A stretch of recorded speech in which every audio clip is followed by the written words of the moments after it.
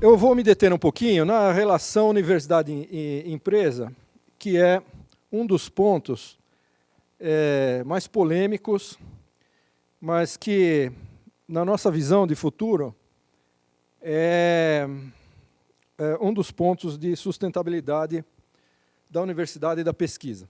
É um esqueminha bem esquemático, né? Bem humorado. A coisa é muito mais complexa do que isso, mas alguns elementos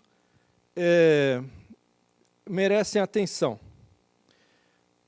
Eu chamei de conexão porque existem vários tipos de relacionamento entre a universidade e a empresa. Vocês estão vendo aqui, em primeiro lugar, que a empresa está preto e branco, porque o ícone era dessa maneira, e eu botei inovação em vermelho dentro da empresa. Isso é muito importante. A empresa que não faz inovação não está interessada em ter conexão com a empresa. Para ter uma conexão de sucesso que funcione e gere frutos para a sociedade, em primeiro lugar, tem que estar acontecendo alguma coisa dentro da empresa que demande conhecimento novo. Caso contrário, ela não vai precisar de pesquisa, ela pode precisar de curso in company, ela pode precisar de consultoria, né? Nós vimos aqui, infelizmente eu não consegui a tempo o slide do Michael Hitt, que apresentou na terça de manhã, nesse lugar aqui onde eu estou, a palestra dele, e ele falou de diversos países e do estágio de desenvolvimento das empresas em diversos países. E ele tem é um professor excelente, é um dos poucos professores de estratégia que eu respeito realmente, acho que fala coisa com coisa, falei isso para ele, mas ele tem aquela capacidade professoral de dizer o óbvio que a gente não está enxergando. Então, ele falou que as empresas nos países, no desenvolvimento empresarial dos diversos países, as empresas têm 3 fases, né? Fase 1, fase 2, fase 3, quem estava aqui deve se lembrar. A primeira fase é a fase dos fatores, que são os fatores de produção. A segunda fase é a fase da eficiência, a terceira fase é a fase da inovação. Ele disse, otimista demais, na minha opinião, que o Brasil já estava saindo da 2 e indo para 3. Nós vamos ver aqui, no investimento de pesquisa e desenvolvimento das empresas, que ainda não está bem assim. Mas, se não há inovação, vale dizer, pesquisa e desenvolvimento, um corpo de pessoas que não está diretamente ligado à produção, mas está fazendo uma coisa diferente dentro da organização, não vai ter essa ponte aqui, né? Não vai ter essa ponte. Então, alguma coisa tem que estar acontecendo lá para que a empresa se interesse em pegar conhecimento científico novo. Deixar da própria sorte, ou seja, se não tiver a ponte ali, o que acontece? Qual o caminho tradicional? A universidade produz a ciência, que eu chamei aqui de ciência básica, com bastante liberdade, né? E ele entra num circuito de difusão, que, por definição, é um circuito difuso, né? Então, vai entrar em publicações diversas. Você vê que as setinhas da publicação estão para tudo quanto é lado, porque nem sempre o pesquisador consegue colocar o artigo dele no journal que ele queria. Então, às vezes, sai num que não tem nada que ver, né? Então, para o conhecimento ali produzido ser encontrado, é realmente uma arte, né? Que é facilitada pela informática e tal, mas, às vezes, está nos lugares inesperados. Bom, então, essa ponte, que é o que nos interessa construir, interessa ao ser humano construir, não é? Eu, simplificadamente, coloquei 3 modelos de superar aquele gap. É muito mais complexo do que isso aqui. Isso aqui é um modelo simples. Mas o primeiro é trazer a aplicação para dentro da universidade. Quando a gente traz a aplicação para dentro da universidade, a empresa, como vocês perceberam, teve que vir junto, teve que vir mais para lá também, né? A gente não vai conseguir, dentro da universidade, fazer a aplicação desvinculada de quem está aplicando. Então, essas pessoas, seria até uma temeridade fazer isso, essas pessoas têm que vir junto aqui para dentro, né? Ou então, a aplicação fica dentro da empresa. Para a aplicação ficar dentro da empresa, você tem que ter gente que consiga acessar o conhecimento científico que está na nuvem de difusão ali, ler paper, né? E aplicar o paper. Só tem um jeito de fazer isso, é ter doutor dentro da empresa. Muita gente fala que os papers científicos são ininteligíveis. É ininteligível para quem não é cientista, né? Se eu pegar um paper de biologia, eu não vou entender nada, eu vou achar que é uma coisa hermética. Então, precisa ter doutor dentro da universidade. A Coreia tem mais ou menos 1/3 dos nossos doutores, mas ela tem mais ou menos 8 vezes mais doutores dentro das empresas do que tem o Brasil. O Brasil tem hoje 2011, mais ou menos, 87 mil doutores. É um número respeitável mundialmente, não é pouco, não é pouco, né? Mas desses, nessa mesma estatística, só 750 estavam dentro das empresas. Então, é claro que o pessoal da empresa, 750 não vão conseguir ler a produção de 87 mil. Então, precisa ter mais doutores dentro das empresas também para fazer isso, né?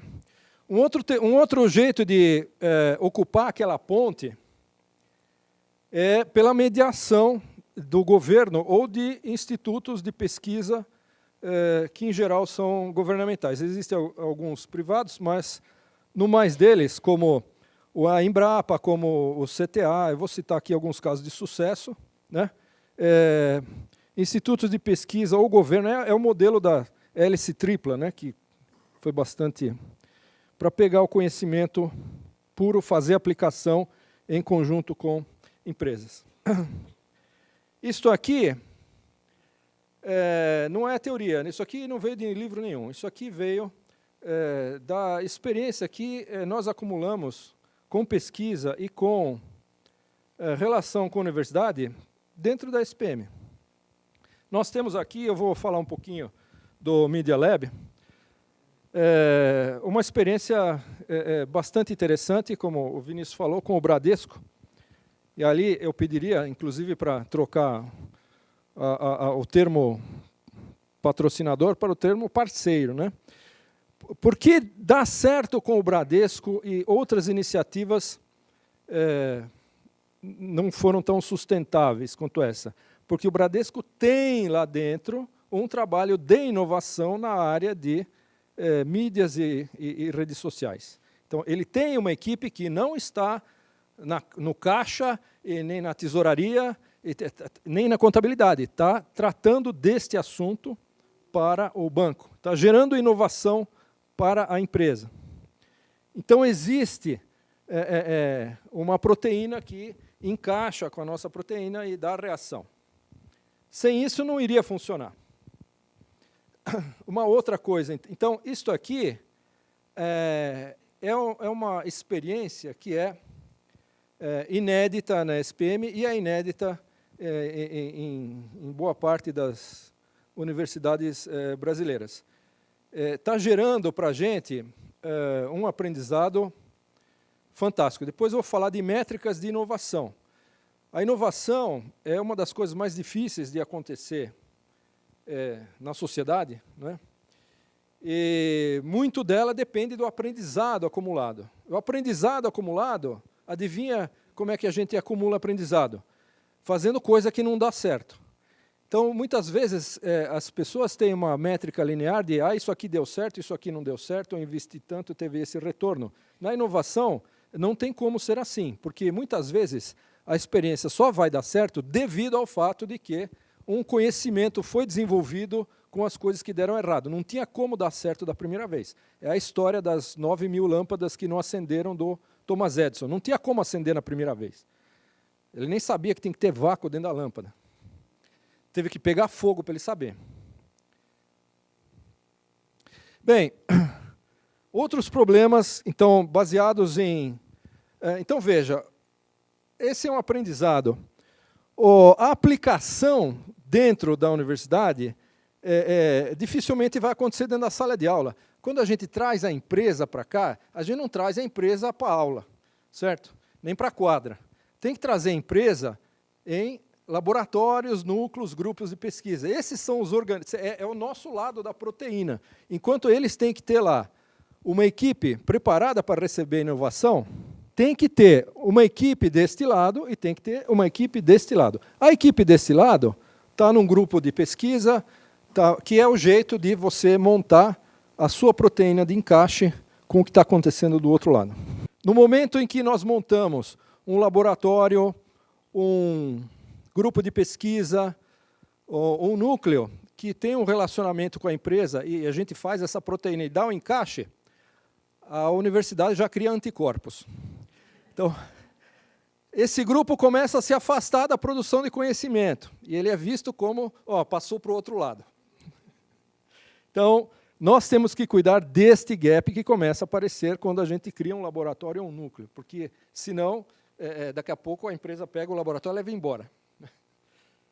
Ele não vai fazer isso porque ele não vai pagar os salários dos professores, mas, senão, a gente não faz o fluxo do conhecimento chegar aonde tem que chegar.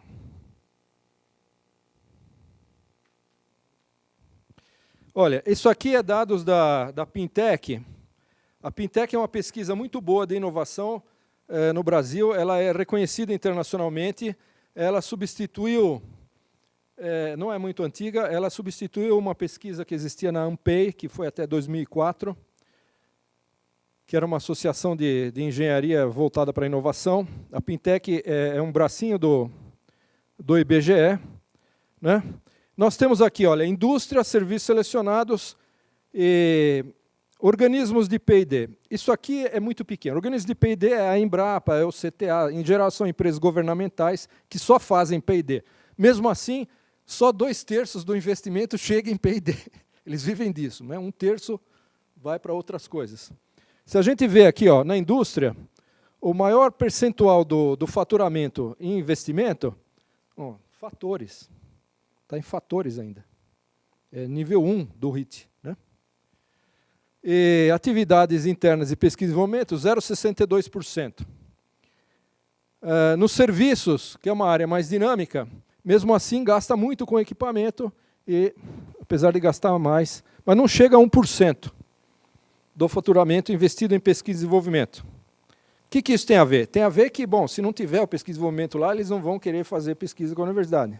Esse aqui é um ranking. Olha, a nossa situação pode melhorar muito com gestão, né?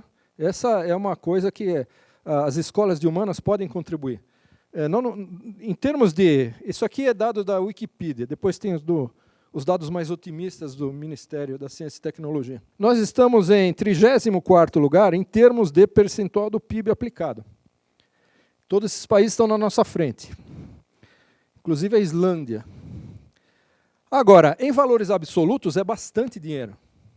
Né? Em valores absolutos, nós estamos aqui em 11º. Eu gosto muito de fazer comparação com a Coreia do Sul, né?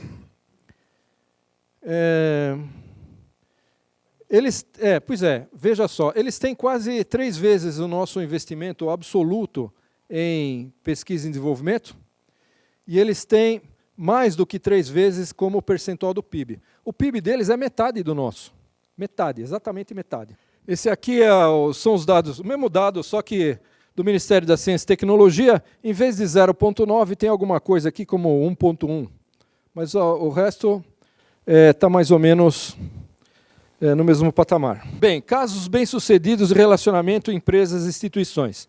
Nós temos aqui esse histórico de iniciativas, em geral, são iniciativas do governo de montar planejadas. Né? Nós temos o caso, por exemplo, na área de mineração, engenharia de materiais e metalurgia, a parceria entre a Escola de Minas de Ouro Preto, que foi fundada pelo Dom Pedro, com esta finalidade já, a UFMG e a FINEP, em parceria com a Companhia Siderúrgica Nacional e a Vale do Rio Doce. Nós temos o caso do ITA, do CTA e da Embraer, que é do meio da Segunda Guerra. Né? O caso da COP... Então, veja, a universidade, instituto, empresa. Né? Universidade, instituto, empresa. E da Unicamp, na área de geociências, com a Petrobras. Isso data do final da Segunda Guerra. Na área de ciências agrárias, nós temos aí a escola da gloriosa Piracicaba, que está aqui representada, né? Luiz de Queiroz, quando surgiu, não chamava Luiz de Queiroz, tinha um outro nome anterior, né? Mas é do século XIX para o desenvolvimento de café. a Politécnica de São Paulo, que não é a Poli da USP, é uma outra escola agrícola, né, que gerou outputs para Cosan, para Suzano e para várias cooperativas importantes. E mais, essas iniciativas de geração de conhecimento e disponibilização de conhecimento para a sociedade atraem pesquisa de empresas multinacionais. Quer dizer, são as multinacionais, inclusive uma delas que a Thelma Rocha fez a tese de doutorado dela, foi da geração de conhecimento local. Se não tem essa expertise no país hospedeiro, eles vão fazer pesquisa em outro lugar. Na Irlanda, por exemplo, na área de farmácia e na área de informática. E aqui em Ciências da Saúde, também iniciativas do século XIX. Tem problemas, tem problemas. Tem uma série de problemas. Então, veja, terminando essa parte, a empresa tem que estar preparada, significa o quê? Que ela tem que ter contrapartes, tem que ter a proteína para encaixar, e tem que ter alguma atividade de inovação compatível. Se a empresa não tem atividade de inovação, então é porque ela está ainda na fase dos fatores ou na fase de eficiência. Então, aí ela precisa de curso e precisa de consultoria. Não precisa de pesquisa. Bom, esses problemas são mundiais. Aqui no Brasil, por que os números são bonitos e a realidade não é tão bonita quanto os números? Porque a nossa pesquisa e desenvolvimento é muito mais, o nosso P&D é muito mais D do que P. Assim, é muitíssimo mais D e muito pouquinho P. Né? E o D também é de baixa qualidade. Tem também aqui, é muito criticado, é muito falado, vocês viram aqui a dramática exposição das coordenadoras dos cursos estrito sensu sobre os relatórios e as métricas que os nossos organismos de pesquisa exigem da gente. Quer dizer, a métrica é publicação, basicamente. Né? Não é patente, não é relacionamento, não é coisa, é basicamente publicação. Então, a métrica para na geração de conhecimento difusa.